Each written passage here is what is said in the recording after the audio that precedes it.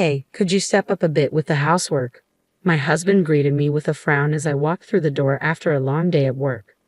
I'm sorry, I sighed, feeling the weight of exhaustion settling in my bones. I've been swamped lately. I promise it's just a phase. Bear with me a little longer. Between the constant overtime and deadlines, I barely have a moment to spare for chores. I've been squeezing in laundry whenever I can, and the vacuuming. Well, I managed to give the living room a quick once-over in the mornings, but it's tough to tackle much else late at night. And meals. It's mostly been meal prep or takeout. I know I'm dropping the ball on the home front, and it's eating away at me. My name's Michelle. At 29, I'm navigating the grind of office life. Jake, my husband, unexpectedly popped back into my life about 3 years ago. We were classmates in middle school, but it wasn't until a chance encounter at a cafe that we reconnected. Small towns have a funny way of bringing people together, and there he was, sitting at a table adjacent to mine, like a scene ripped from a comic book. I couldn't help but wonder if it was fate. Although we swapped contact details then, our conversations remained sparse. It wasn't until a school reunion that our connection blossomed, spurred on by the encouragement of our friends. Jake and I had always clicked, so when he proposed a year into our relationship, I accepted almost instinctively. Perhaps it was the weight of societal expectations in our small town where early marriage was the norm that nudged me towards a quicker decision. Don't get me wrong, I do love Jake. But looking back, I wish I had paused to truly understand him better. Jake, having lived with his parents his whole life, is practically clueless when it comes to housework. Having lived independently before, I have my own routines and preferences, so I find myself preferring to tackle chores alone rather than dealing with half-hearted attempts at assistance. I'd assigned Jake the simple tasks of taking out the trash and cleaning the bathroom, while I handle the rest. About a month ago, my workload at the office kicked into overdrive with a flurry of overtime hours. To add to the chaos, a colleague recently embarked on maternity leave, dumping even more responsibilities on my plate. With my focus consumed by work, I found myself with less and less time for household chores, much to Jake's evident irritation. And then, finally, his frustration boiled over. Arriving home bone-tired, I was met with a barrage of complaints. Michelle, this is getting ridiculous. I need this outfit for tomorrow, and it's still unwashed. It's a simple task, just toss it in the washer and hang it out to dry. Why is that so hard? I hadn't managed to get to the laundry yesterday due to a late return home, and the morning rush left no room for it either. And yet another night of takeout, he lamented as I walked through the door. I work late again, and this is what I come home to. I'm sorry, but Jake wasn't about to simmer down. I mean, come on, I'm exhausted too when I get back, and this is what I get. He sighed heavily, his frustration palpable. His words ignited a fire within me. Excuse me, then why not lend a hand with the chores? If it's as simple as tossing clothes in the washer and hanging them out to dry, why not take some initiative? And dinner once in a while wouldn't hurt, would it? It's not like you're the sole provider here. We split the bills, and I'm shouldering all the chores you can't be bothered with, so enough with the complaints. As the words tumbled out, I felt a weight lift off my chest, even if just momentarily. But predictably, Jake didn't share my sense of liberation. Is that how a wife should speak? His comment reignited my fury. What do you mean? I'd gladly take on those responsibilities if I were a stay-at-home wife. But if I quit my job, could we really survive on your salary alone? We agreed not to take that route when we tied the knot, remember? And didn't we also agree to support each other during hectic times? With those cutting words, Jake dropped a bombshell. Oh, classic Michelle. If you're so dedicated to your career, why not focus on that alone? A woman's place is in the home, unlike you, Michelle. My girlfriend, on the other hand, is a domestic goddess. She keeps the house immaculate whenever I'm around, and she even whipped up a homemade cake last time. Stunned, I could barely process his words. Wait, girlfriend, who are you talking about? An old flame, or are you cheating? My heart raced with a mix of emotions as Jake smirked. You've aged, Michelle. She's stunning, and to top it off, she's the daughter of the CEO. Her parents fully support our relationship and even floated the idea of me taking over as CEO. Then, shockingly, Jake slid divorce papers across the table.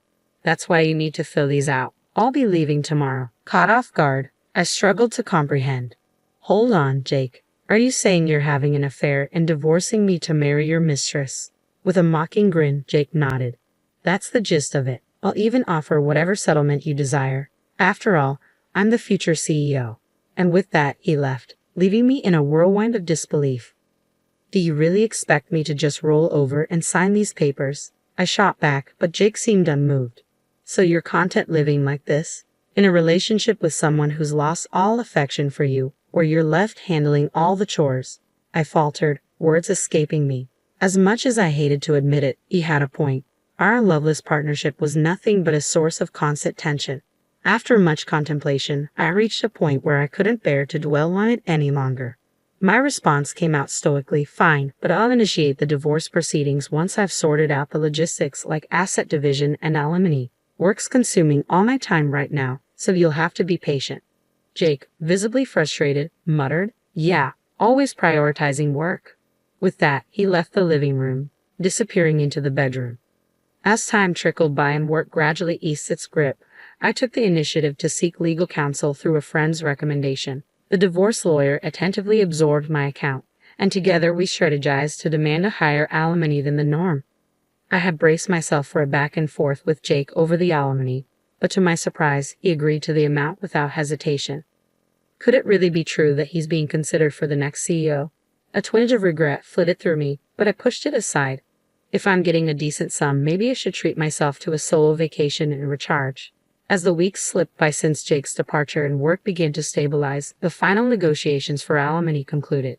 The once lively apartment now felt eerily empty. It's time for a change, I resolved. There's no reason to linger here. It's too spacious for just one person and feels like an echo chamber.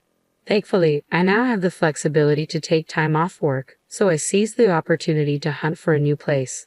Heading to a real estate agent, I swiftly signed a lease for an apartment closer to my office. A week later, I relocated. Since the apartment was in Jake's name, I had to inform him about the move. Almost immediately, he called. Do you honestly think leaving our apartment filled with memories is the right decision? Isn't it lonely living in a strange place all by yourself? You haven't forgotten about us, have you? Maybe it's better to dwell in the past. His arrogance dripped from every word, condescending and dismissive. With each passing day, his attitude only fueled my anger. I realized I no longer harbored any affection for Jake. No matter how many times I tried to communicate that I had moved on, Jake persisted with his conceited remarks like stop pretending or don't act tough. Fed up with the conversation, I asserted firmly, could you please settle the alimony soon? Once that's done, I can proceed with filing the divorce papers. Yeah, got it. I'll settle it within the week, so go ahead and prepare those divorce papers. My girlfriend's parents insist we only live together once we're officially married, hence the hotel stay. Quit my job too. Just taking a breather for now, I guess. It seemed Jake had made the decision to leave his job in preparation for this career shift. Then he drops the bomb about submitting the marriage license, planning a lavish wedding, and moving into his mistress's father's mansion to start their newlywed life. He's in a rush to get that license submitted, claims the families have already met, but something about it all feels fishy. Jake's parents are usually sensible people, so it's strange they'd entertain the idea of a second marriage before the divorce is even finalized. I pressed Jake for clarity, but his response remained elusive, leaving the truth shrouded in uncertainty. Well, perhaps Jake's parents were more eager for his remarriage to a president's daughter than even I realized. I thought I had cultivated a decent rapport with my in-laws, so this revelation was quite disheartening. But it's irrelevant now. I informed him, I'll reach out once I've filed the divorce papers, and promptly ended the call. A few days later, armed with the alimony, I filed for divorce. And with that, my connection to Jake was severed. When I reached out to him, his response was a flustered, got it. Judging from his recent demeanor, it seemed likely that Jake would be remarrying soon. Seeking a change of scenery the next day, I decided to go shopping at the mall. To my surprise, I encountered Jake there. As I strolled through the bustling corridors, a voice called out to me from ahead. Michelle, aging already, looking like an old hag, aren't you? Startled, I glanced up to see Jake standing there. This mall was the same one where Jake and I had reunited, where the movie theater was located. I cursed my luck. Jake departed with a sneer, announcing, guess what? Today, I tied the knot with Olivia, the president's daughter. Unlike you, she's stunning and the perfect wife. No sooner had he uttered these words, a woman with shopping bags drew near. Jake, so this is the infamous president's daughter. She was undeniably beautiful, and as I pondered her name, a sense of familiarity struck me. Our eyes met, and she seemed equally taken aback. Could it be? While I observed her, Jake, completely oblivious, kept on talking. Olivia's family owns the company, in case you didn't know. Paying no heed to Olivia's subtle urging to leave, Jake proceeded to enlighten me about her family. I'm set to become the next CEO of their company. Pretty unbelievable, right? At that moment, I couldn't contain my laughter. Jake stared at me blankly, while Olivia avoided meeting my gaze. So you've already remarried, huh? Good for you. She's quite the catch. Doesn't seem like we're the same age at all. As the words left my lips, Jake appeared puzzled. Understandable, since I had just commented on the age of his new wife without any prompting from him. I couldn't help but continue laughing. My condolences. With that, I turned away from Jake and started walking. But despite Olivia's efforts to hold him back, Jake hurried after me. Michelle, what's going on? You seem to know her. I explained that we both attended the same high school. We were classmates. Though, you wouldn't recognize her just by looking at her face. Jake was taken aback. It's great you found yourself such a beautiful wife. But then again, she ought to be, considering the amount of money she's spent on plastic surgery. As it turned out, Olivia and I were classmates in high school. At first, her face didn't ring any bells, but when Jake started discussing Olivia's family, it all clicked into place. I'd never been fond of Olivia. She had a knack for flaunting her wealth. Back in school, I had a bit of a reputation thanks to my achievements in the sports club, and it seemed Olivia didn't appreciate that. She used to taunt me, claiming I lacked femininity because of my involvement in sports, among other things. Olivia had a habit of putting others down, which earned her the disdain of many of our classmates.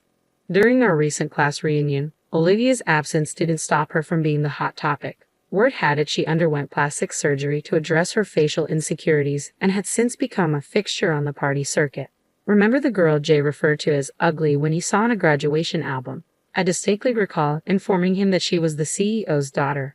At that memory, Jake's complexion turned ashen. I wouldn't trade it for all the money in the world, he had scoffed. As the memory flooded back to Jake, his face flushed crimson, and he rounded on Olivia, bellowing, "Have you been deceiving me this whole time?" A heated argument erupted between Jake and Olivia.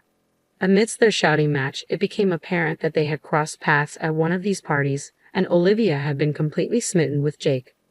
With a brazen display of audacity, Olivia shot back, "I didn't lie. I just didn't volunteer the information because you never asked." Jake seemed on the brink of exploding in fury, but Olivia cut him off. "I've been patiently waiting for you to end things with Michelle, your current girlfriend. Besides, it's not exactly subtle that I'll eventually join my father's company. I could even reside in a luxurious apartment. But none of that matters now. What's truly shocking is finding out that Michelle is your girlfriend. Small world, huh?" A sense of unease crept over me. "Hold on, does Olivia not realize you're divorced?" Jake attempted to hush me, but I disclosed that I had been married to Jake and had just initiated divorce proceedings the day prior. Olivia was rendered speechless. Pressing on, I added, "In fact, I spoke with Jake's mother yesterday to inform her of the divorce. She insisted she had no knowledge of any remarriage, let alone any meeting with Olivia's parents. Initially, I had contemplated identifying Jake's mistress and seeking compensation from her. However, since Jake had agreed to a settlement higher than the market rate, I hadn't bothered pursuing his affair further. But to discover he was concealing his marital status. That's marital fraud, isn't it?" Their faces drained of color, and they exchanged tense words, but I decided it was time for me to exit the scene. A few days later, I received a message from Olivia through one of our classmates. "Please keep this between us," she pleaded, along with a sum of money she labeled as compensation for my troubles. It felt more like hush money, but truth be told, I had no intention of spreading the word. And getting paid for my silence was an unexpected perk. During our conversation, Olivia vented her frustrations about Jake. It seemed the parents Jake had presented for the meet and greet weren't actually his biological parents. They had been hired from a family rental service. I was taken aback by the existence of such a service, but it left me pondering whether Jake's intentions were genuinely directed towards Olivia, or if he was merely after the CEO position. Though Olivia was in love with Jake, it was unclear if Jake was genuinely attracted to Olivia or just enticed by her looks and status. After beginning their marital life, Olivia quickly revealed she couldn't handle any household chores. In his frustration, Jake discovered that her clean house and homemade cakes had all been the work of a housemaid. Their marriage fell apart almost instantly, and Olivia filed for divorce, suing Jake for marital fraud. Despite the hush money, Olivia let everything slip, enraging her father. Rumor had it that Jake was struggling to remain in town. He had moved into a cheap apartment and was working tirelessly, nearing his breaking point. Desperate, he asked me to return the divorce settlement. My response was curt, "You must be joking. I have no intention of helping you. Don't contact me again." And I hung up.